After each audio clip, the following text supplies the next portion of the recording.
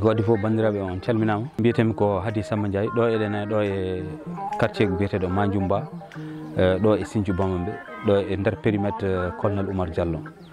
eyyi ko namdiɗa kam ko no garnoɗa ɗo ndende vraiment tawnoɗa ɗo tan koye installation no début installation systéme hydraulique o woni ndiyam ɗam hay batte nden fuɗɗono kono feewi joni noon kam alhamdulillah rabbil alamin min puɗɗima ha on saison ɓenni kadi ha joni hamin natal saison goɗɗo gallo d' abord min mbaɗi hen leɗɗe min gawi makko leɗɗe min gawi makko mangue min gawi makko citron min gawi makko orange min gawi makko sapoti min gawi makko avocat min gawi makko pomme min gawi makko etniji ɗi ganduɗa hakki sappo fruit ñameteɗi ɗo noon to gonɗen ɗo e nder guese min puɗɗima ñamde ko wiyete papaye kam hande sa are guese a tawat ɗum hen ne ñaame ɗum kam min puɗɗima ko awa ɗo kadi e guese kadi ko ɗum kadi woni jeeygu muɗum kadi leɗɗe hono ko foti noon 10 variété leɗɗe nan ɗo ko limanmami joni ko sa yiɗi kadi mi limta kadi mi wima orange mangue gouyave citron pamplemousse sapoti avocat papaya gueɗe kewɗe nan ɗo ɗe ganduɗa haade timmi sappo ha sappo e goho taw ko leɗɗe ñameteɗe nan ɗo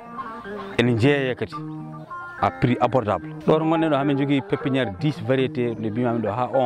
11 variété leɗɗe ñameteɗe ene jeeye ɗo e nder jardin he e prix abordable ko wona ɗum ko kadi côté maraîchage o kadi pépinière muɗum foof nan ɗo 3 qualité ñamako ɗi foof nan ɗo ñamako biyetede bigson mo mbiyata banque ñamako bonɗonede o mon ɗo piment rouge nan ɗo piment jaune nan ɗo pépinière jakatu nan ɗo pépinière o batays nan ɗo ɗiɗo goni pépinière pour le moment gonɗi ɗo mais ko fayi ko pépinière maraîchage o foof en jogori taweɗo ɗo e fin octobre kala ko neɗɗo sohli e pépinière sa min mbawi yeydema hen hunde hen goɗɗum hen min mbaɗma hen apport ballal men pépinière noon sa waɗama ko fadide ko deux catégorie woni hen d' abord ko pour guesa ba woni hen ko rewɓe natoyoɓe ɗo e guesa ba en période de maraîchage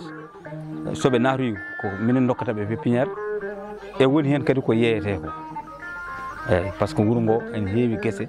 ɗe ganduɗa ko guese pépinière gon guese maraîchage gonen muɗum hay rawane tan hornode naaɓe ko ɗo coodi pépinière ñamako hay hanki tan mboɗo haalde musidɗam goto en jeeya hornode en wiya Ousmane Konaté kañum ko ndemowo comme no min o ni mi haalni ɗum haala pépinière o wi foof koko sodete so jomum wawi arande ma ara yo ara bisimilla so wawa arde amin mbawi nawande ɗum par ce que amin jogui auto mo ganduɗa ne wawi wadde disponible wawde nawande ɗum pépinière e quantité mo soodi o kadi min gussan ɗum kadi ko pépinière gonɗi e très bon état wona pépinière uji ɗofeteɗi en masse non waɗa koye sachet pépinière foof ko leggal foof e mbuusu muɗum goto an anni foti mbuusu cohla donc ɗiɗon pépinière uji ɗi pawgota ɗi mbatta ay to tan ƴetta laysen ma taƴa pépinière o lowda ɗum leggal ngal kañum e ɓodde nde no worno ni mbatta ɗon wayno ko ɗani noon finani ni ha finoye place goɗɗo contact ɗo kam ko goto ko mino watte contacté par ce que mi waɗa coordonné golle ɗe mboɗo wondi ɗo noon e yimɓe liggotoɓe koye jardin he goni kadi ko wawɓe gollal muɗumen ko wayno kanko Ousmane Guissé o kanko ko ɗo woni ɗo e jardin he woni ko ɗo liggoto kanko liggoto pépinière o kanko goɗɗo ene wiye Mamoudou ko Diallo on kadi ko miyum colonel en wonde goɗɗo ene wiye Ismaïla aussi on kañum koye nder guese woni ko minen liggoto sa yiiɗi noon yettade min tan aɗa wawi noddude e 77 568 02 02 kala ko cohluɗa ko wayno leggal walla pépinière kala ko cohluɗa hen sa noddi so Allah jaaɓi hamin mbawi notadema ɗo joni o hamin jogui légume amin jogui piment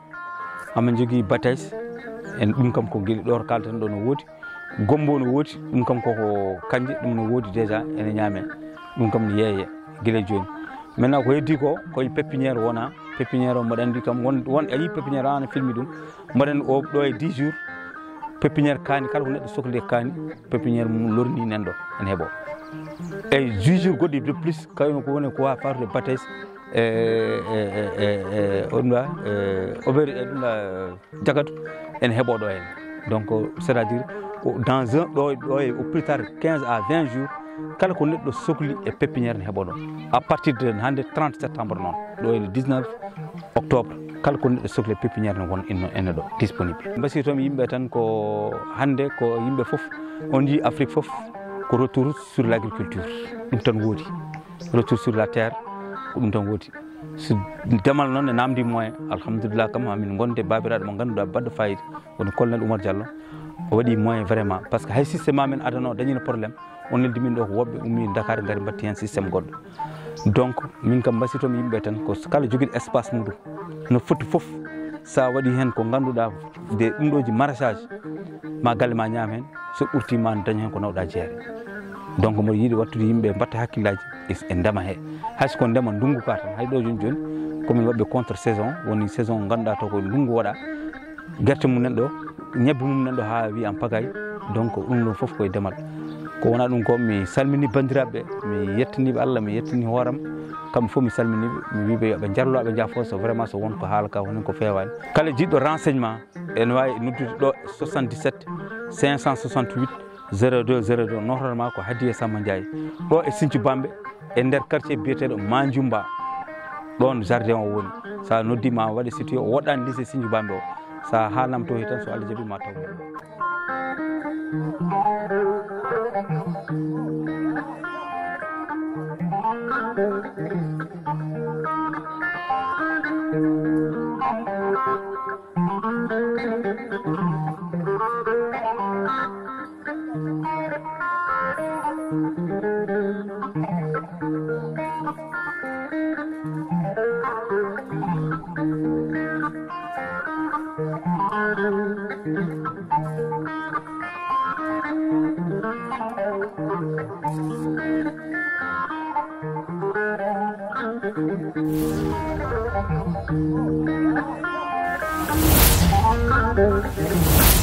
Thank you.